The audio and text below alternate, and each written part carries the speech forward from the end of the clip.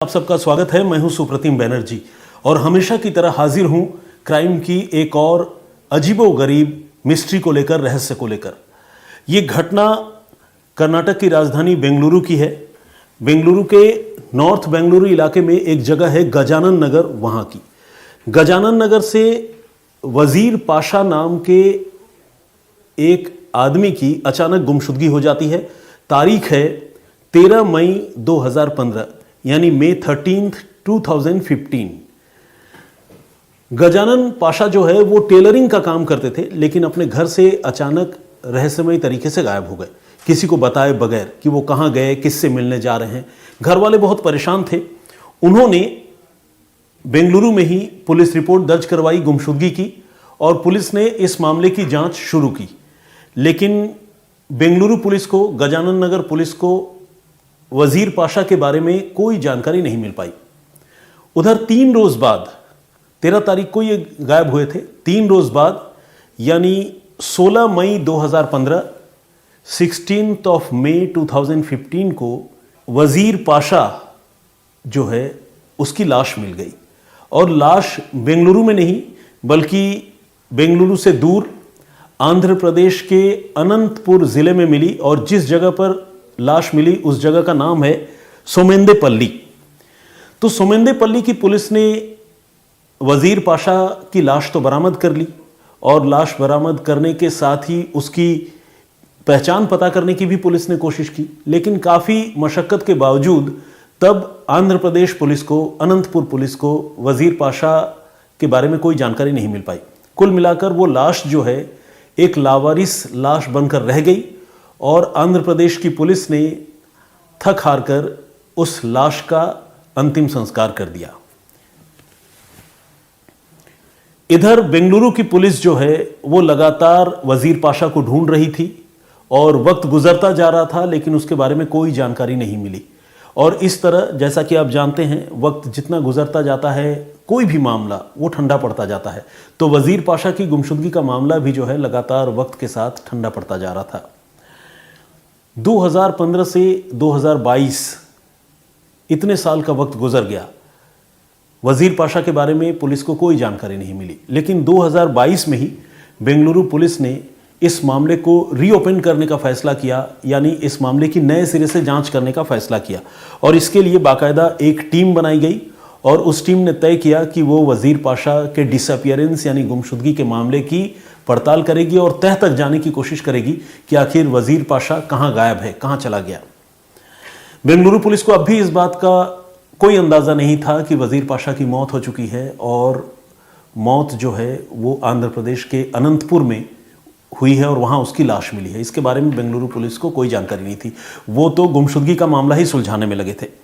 तो जब बेंगलुरु की पुलिस ने नए सिरे से इस मामले की छानबीन शुरू की, तो पुलिस ने वजीर पाशा की कॉल डिटेल रिकॉर्ड यानी उसकी CDR निकलवाई, ये चेक करने के लिए कि मोबाइल फ़ोन पर पाशा की किस किस से बात हो रही थी, आखिरी बार किसने बातचीत की, किन के साथ उसका उठना बैठना था। ये सारी चीज़ें CDR के ज़रिए पुलिस पता लगाने की कोशिश कर रही थी।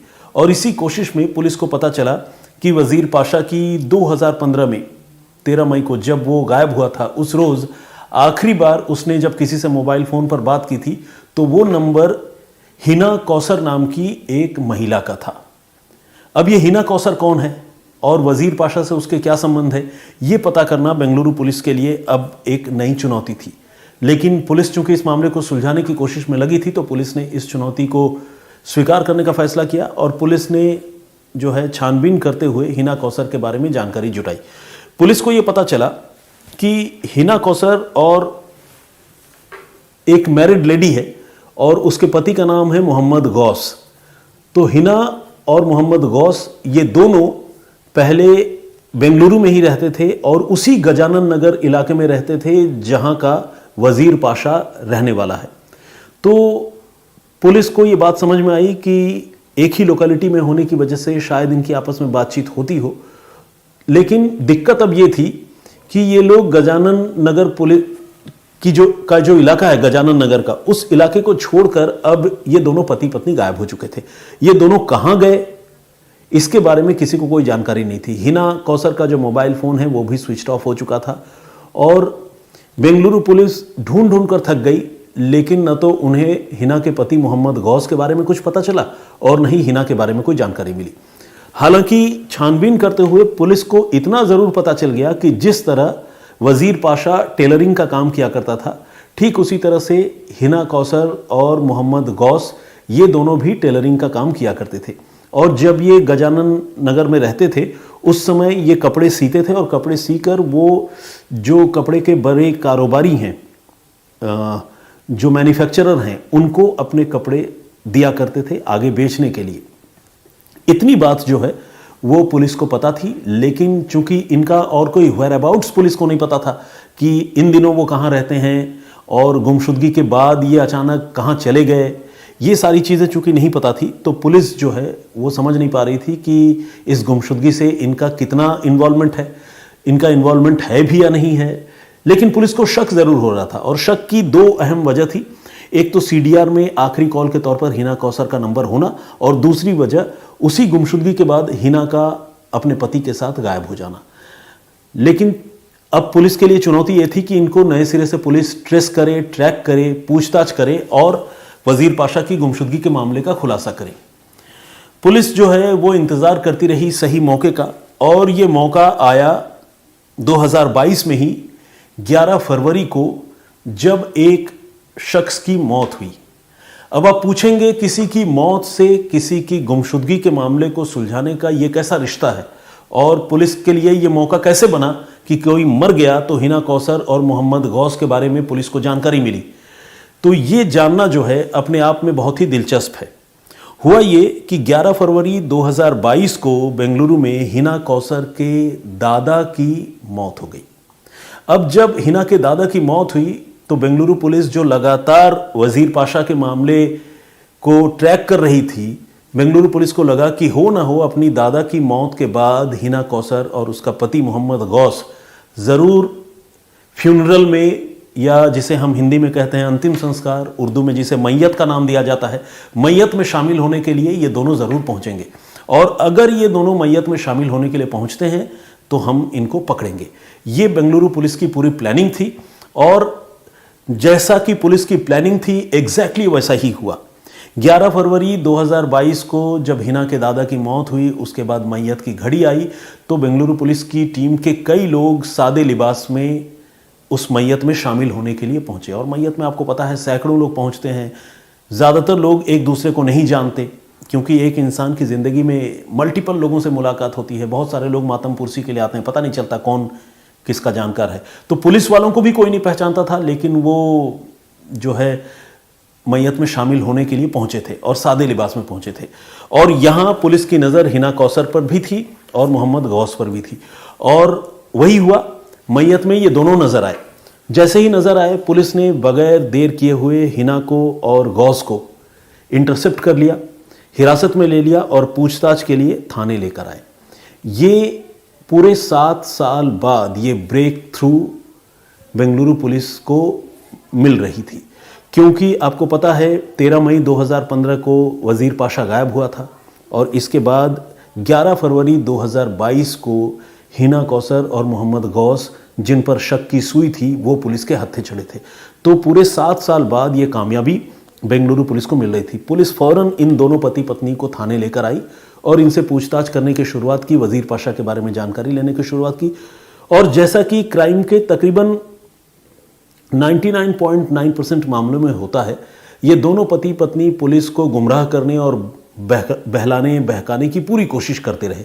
ये कोशिश कर रहे थे कि पुलिस को छकाएंगे अपनी बातों से और बिल्कुल सच नहीं बोलेंगे, पकड़े नहीं जाएंगे। लेकिन जब पुलिस ने इनको इनके सबूतों के साथ कन्फ्रंट किया, इनका आमना सामना करवाया, तो आखिरकार दोनों को मानना पड़ा कि वजीर पाशा की गुमशुदगी में उन्हीं का हाथ है।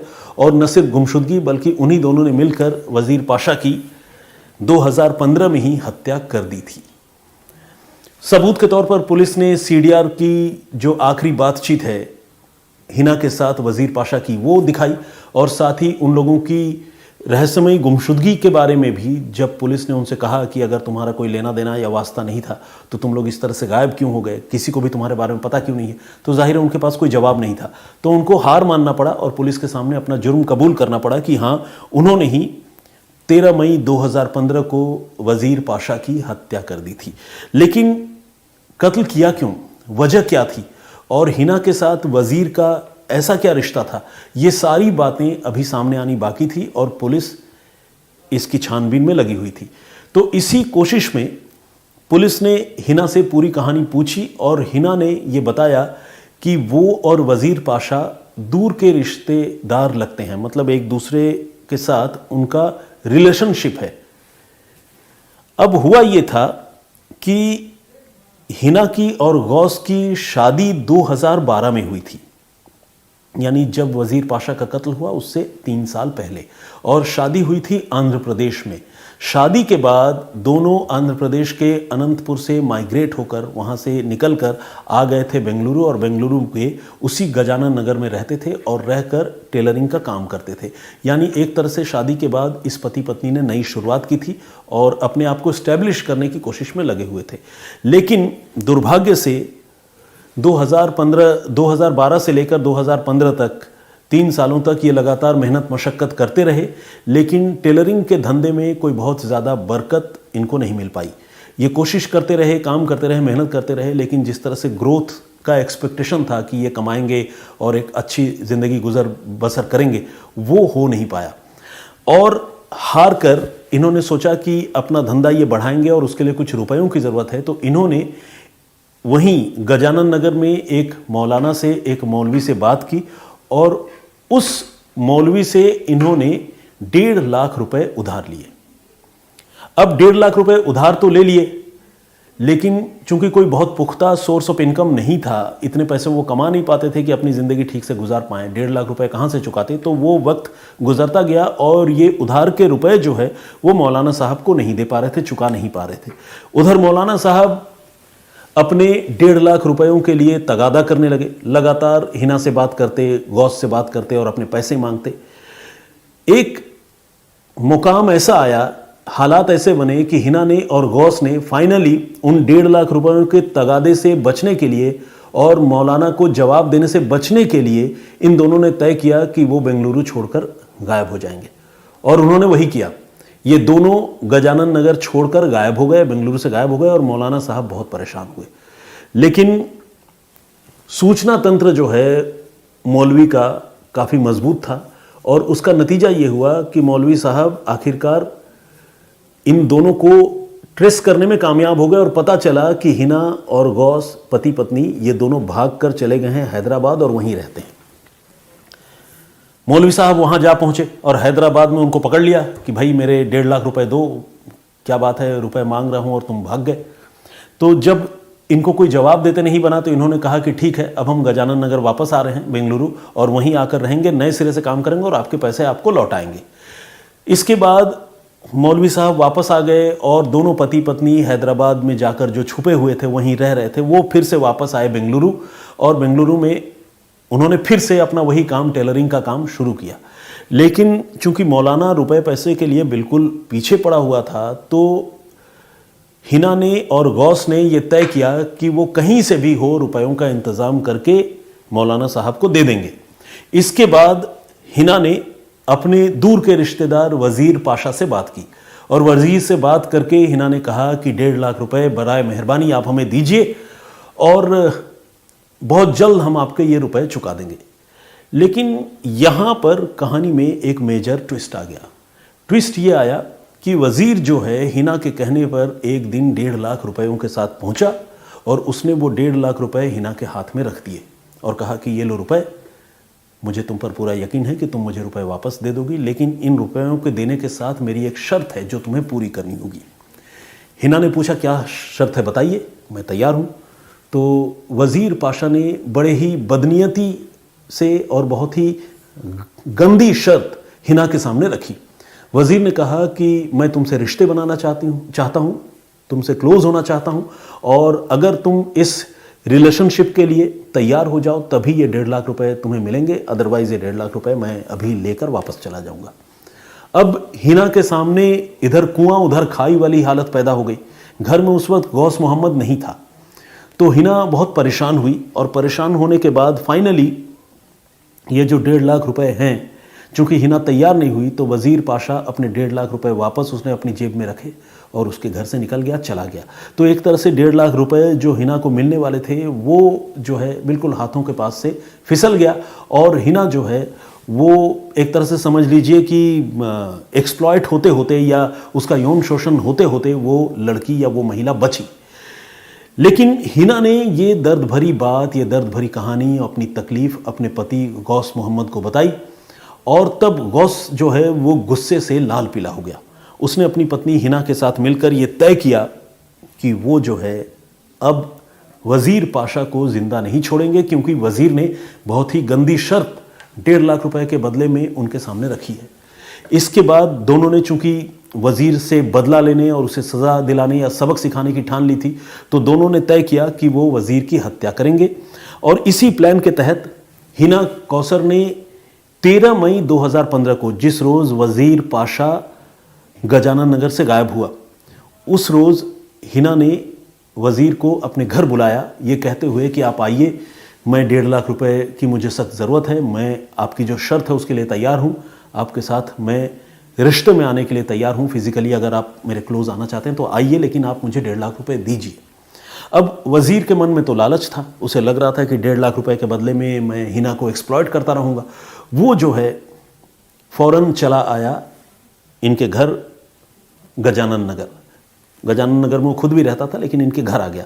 इनके घर आने के बाद हिना के साथ वो 1.5 लाख रुपयों के बदले में ज्यादती करने लगा। हालांकि हिना थोड़ा रेसिस्ट कर रही थी, थोड़ा इनवाइट कर रही थी और वजीर जो है वो कंफ्यूज्ड था कि क्या हिना पूरी तरह से सरेंडर करेगी या नहीं करेगी। लेकिन इसी बीच कहानी में एक और मेजर ट्विस्ट आया। हिना ने क्या किया कि अचानक अपनी साड़ी से उसने वजीर का गला लपेट दिया और लपेट कर दोनों हाथों से कस दिया। एक तरह से उसे स्ट्रैंगुलेट करने की कोशिश करने लगी। और चूंकि हिना के साथ उसका पति पहले ही इस साजिश में शामिल था और वो पति जो गौस मोहम्मद है वो अपने ही घर में, अपने ही कमरे में बिस्तर के नीचे छिपा हुआ था। और जैसे ही हिना ने यानी उसकी पत्नी ने वजीर का गला अपनी साड़ी से कसकर पकड़ लिया तो गौस जो है बिस्तर के नीचे से बाहर निकल आया और पति पत्नी ने मिलकर गला घोंटकर उसी पल दोपहर के वक्त 13 मई 2015 को वजीर पाशा का कत्ल कर दिया। वजीर का कत्ल करने के बाद अब लाश को ठिकाने लगाने की बड़ी चुनौती थी पति पत्नी के पास। फिर पति पत्नी ने प्लान किया कि कैसे ठिकाने लगाना है और प्लानिंग के मुताबिक दोनों ने मिलकर 2 बोरियों को जोड़ा और दोनों बोरियों को जोड़ने के बाद उसमें लाश घुसाई और उसके बाद बोरी का जो मुंह है उसमें ढेर सारे कतरन, कपड़ों के टुकड़े, चूंकि ये ऑलरेडी टेलरिंग का काम करते थे, घर में बहुत सारे कपड़े थे, इस तरह से कपड़ों के टुकड़ों से उन्होंने बोरी का मुंह जो है वो भर दिया और उसको सिल दिया और इस तरह से ये दिखाने की कोशिश की कि कपड़ों के कतरन से भरी हुई बोरी है। उस बोरी को उन्होंने रात को ही इसी वजीर पाशा के स्कूटर में रखा और पति पत्नी दोनों वजीर पाशा के स्कूटर में ही वजीर पाशा की लाश रखकर हिना और कौसर निकल पड़े गजानन नगर बेंगलुरु से अनंतपुर आंध्र प्रदेश के लिए। और इन्होंने वो दूरी तय की और अनंतपुर आंध्र प्रदेश पहुंचकर इन्होंने सुमंदेपल्ली इलाके में वो लाश जो है एक सुनसान जगह पर फेंक दी। और फेंकने के बाद फिर ये वापस आए और वापस आने के बाद फिर ये पति पत्नी ऐसे गायब हुए जैसे गधे के सिर से सिंग। उधर हुआ ये कि 13 मई को वजीर पाशा तो गायब हो गया। घर वालों ने गुमशुदगी की रिपोर्ट लिखवाई, लेकिन बेंगलुरु पुलिस कोशिश करके थक गई, कोई पता नहीं चला वजीर पाशा के बारे में। 3 दिन बाद, जैसा कि मैंने आपको बताया, 16 मई को वजीर पाशा की लाश मिली आंध्र प्रदेश के अनंतपुर में, सोमंदेपल्ली में। लेकिन वहां की पुलिस को यह नहीं पता था कि यह बंदा जो है कौन है और कहां से गायब हुआ है। तो उसकी लाश का अंतिम संस्कार भी कर दिया गया, लेकिन हाँ, उसका डीएनए सैंपल जो है वो आंध्र प्रदेश की पुलिस ने कलेक्ट करके रखा था।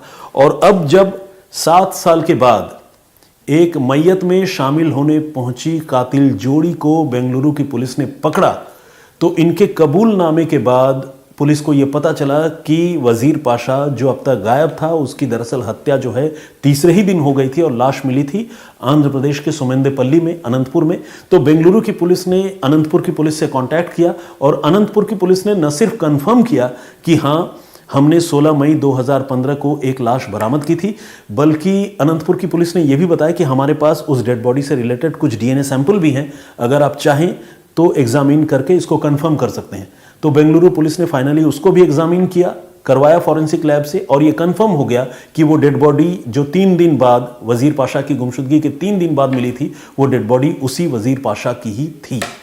इस तरह से टेलीफोन की कॉल डिटेल, पति पत्नी का लोकेशन, पति पत्नी का रहस्यमय तरीके से गायब हो जाना, इनकी निशानदेही पर उस लाश के बारे में पता चलना और उस लाश का वजीर पाशा का ही लाश निकलना, ये सारे सबूत 7 साल के लंबे इन्वेस्टिगेशन के बाद बेंगलुरु पुलिस जुटाने में कामयाब हो गई, जुगाड़ करने में कामयाब हो गई, और इस तरह पुलिस ने कातिल पति पत्नी की जोड़ी को गिरफ्तार कर लिया। तो ये थी एक मर्डर मिस्ट्री जिसका खुलासा एक मौत, एक मैयत और एक अंतिम संस्कार की वजह से हुआ। तो ये थी आज की कहानी। इस कहानी पर आपकी राय क्या है? पुलिस के इन्वेस्टिगेशन के बारे में आप क्या सोचते हैं?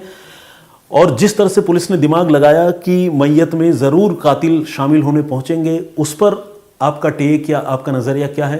प्लीज इस पर अपनी राय हमें लिखकर जरूर बताइएगा। तो फिलहाल मुझे इजाजत दीजिए, और मेरे साथ हमारे senior camera person Vinod Shikarpuri ji हैं, उनको भी इजाजत दीजिए। जल्द हाजिर होंगे किसी और कहानी, किसी और वाकये के साथ।